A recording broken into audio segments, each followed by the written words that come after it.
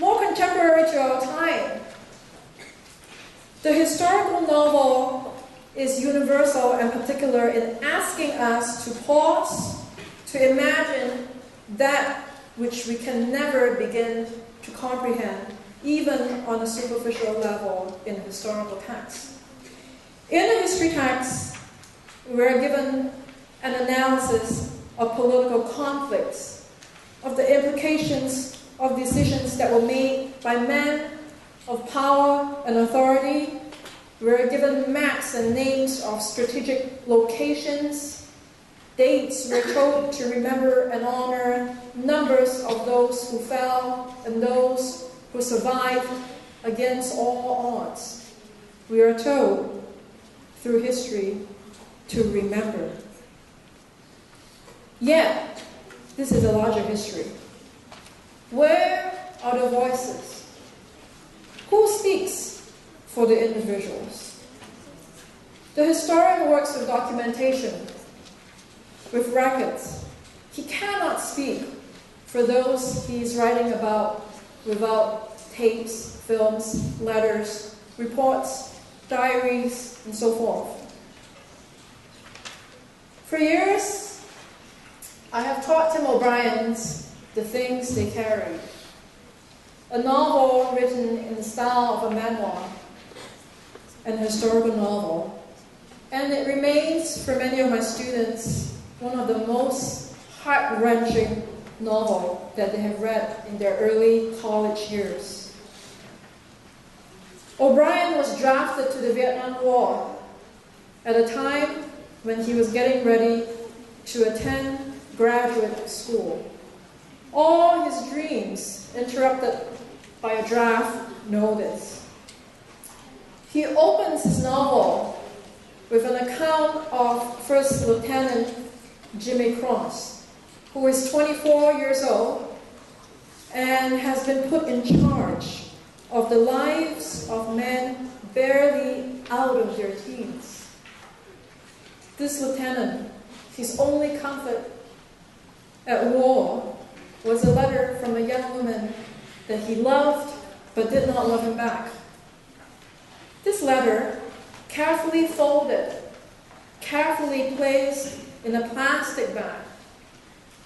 He takes it out every evening and gazes at it. It weighs next to nothing, like a feather when he places it back into his bag. Yet, with this letter that's placed in a plastic bag, carefully covered, if you can turn to your quotation, the fourth quotation on your handout, with this letter,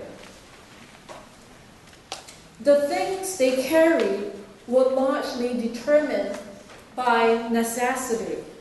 Among the necessities, or the near necessities, were P38 can openers, pocket knives, heat taps, wristwatches, dog taps, mosquito repellent.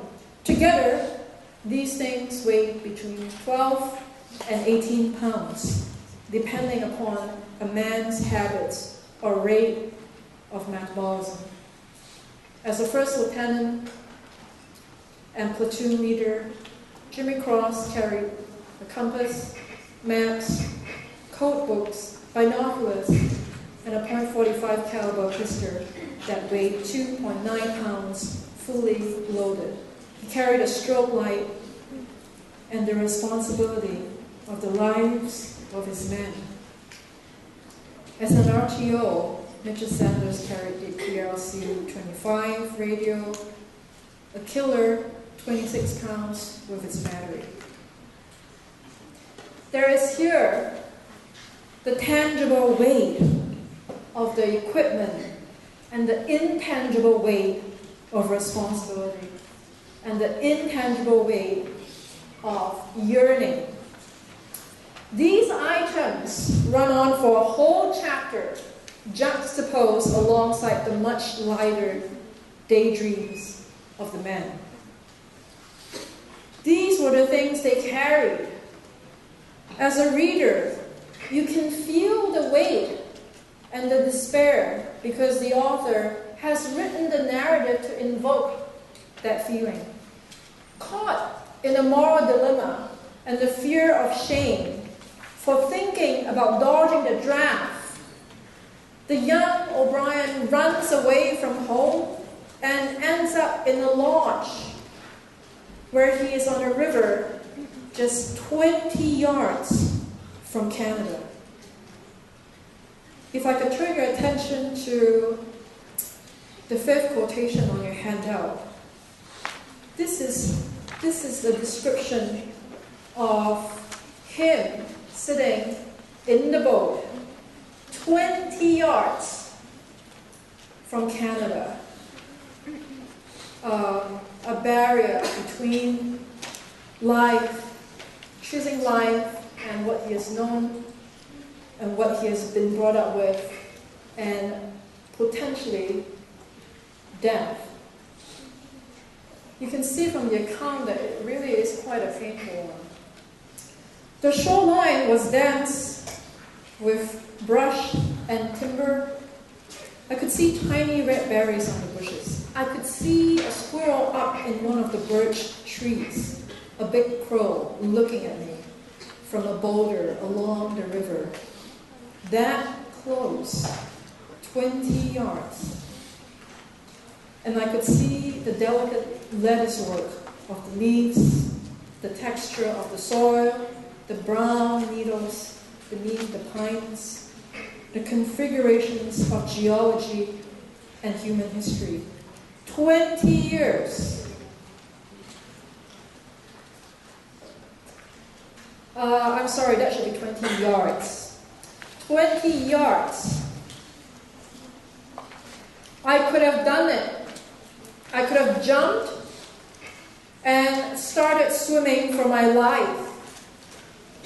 Inside me, in my chest, I feel a terrible squeezing pressure. And I want you to feel it. The wind coming off the river, the waves, the silence, the wooded frontier. You are at the bow of a boat on the rainy river. You are 21 years old. You're scared, and there's a hard squeezing pressure in your chest. What would you do? Would you jump? Would you feel pity for yourself? Would you think about your family and your childhood and your dreams and all you're leaving behind? Would it hurt? Would it feel like dying? And the emotional fear and anxiety is so intense that he ends up throwing over the boat. He becomes physically sick from it. He becomes physically sick from sitting just 20 yards away from Canada. It is not hard to have emotional response to a passage like this, and to feel the injustice of his fate, which really is the injustice of war on civilians. But he's not telling this story to have readers sympathize with his plight. He reminds his readers, in the quotation 6, he reminds his readers that the question of true here is being questioned. A true war story is never moral. It does not instruct, nor encourage virtue, nor suggest models of proper human behavior. It does not restrain man from doing things men have always done. If a story seems moral, do not believe it. If at the end of a war story you feel uplifted, or you feel that some bit of rectitude has been salvaged from the larger waves, then you have been made the victim of a very old and terrible lie. There is no rectitude whatsoever. There is no virtue. As a first rule of thumb, therefore, you can tell a true war story by its absolute and unconditional compromising allegiance to obscenity and evil. You can tell a true war story if it embarrasses you.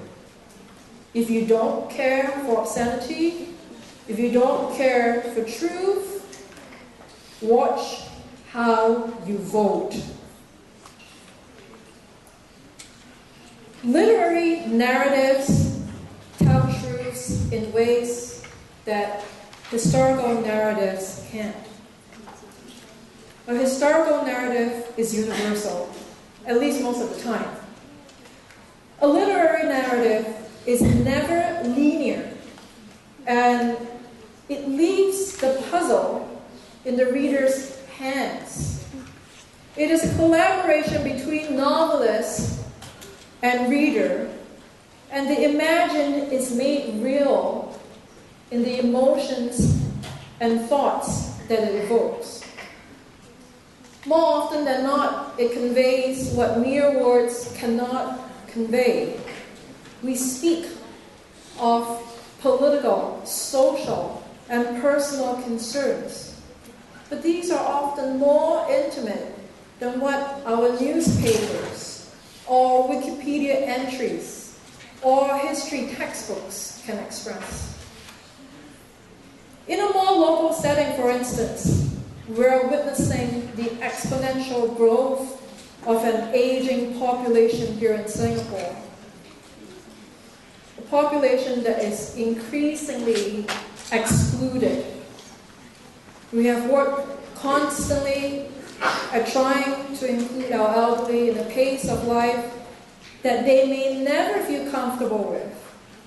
And the isolation of aging, the movement of life, the divide between old and new norms of tradition, of technology, is inevitable. But this is the tyranny of time. Our local poet, Wong, has expressed this condition as a real, not a fictional one, in a way that no social report or essay can describe. And I will end my talk with the poem, Close All the Windows. And with that, I will leave you to decide if literature matters when folded in with history making and history telling. And you have the poem at the end of your handout, Close the Windows. Keep an eye on the way the poet uses windows as a metaphor for larger concerns, and the way he uses the word miscommunication.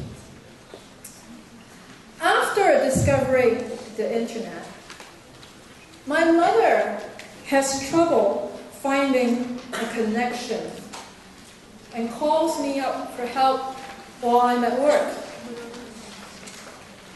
We keep miscommunicating. She has clicked open so many windows, the computer threatens to hang. And my logic runs out of variations to explain the same thing over and over. Suddenly, I imagine she's looking for a future through that glowing screen, and I am really helping her to find back her life after all her children have left for new homes, new families to love. What now? She asks. Try again, I replied, the phone pressed to my ear. Close all the windows. Tell me, what do you see? Thank you.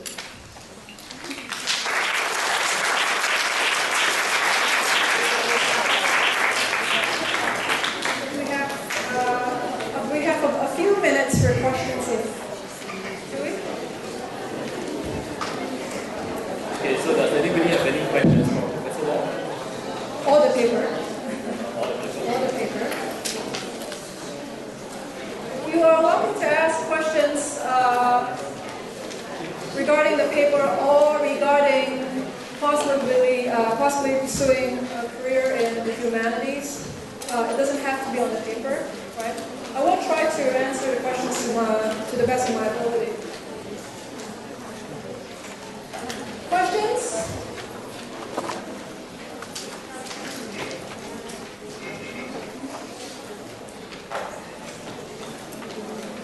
No questions?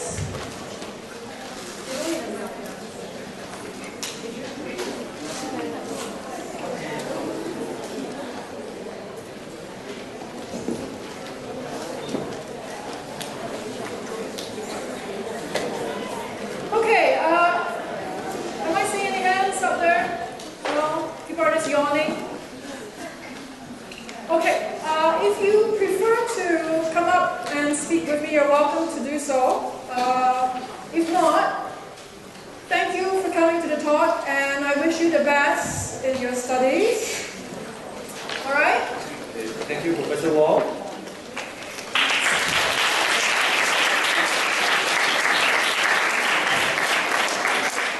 Okay, so for now we'll have a short break, tea break. There's refreshments outside. Please come back by 2:30 for the final talk.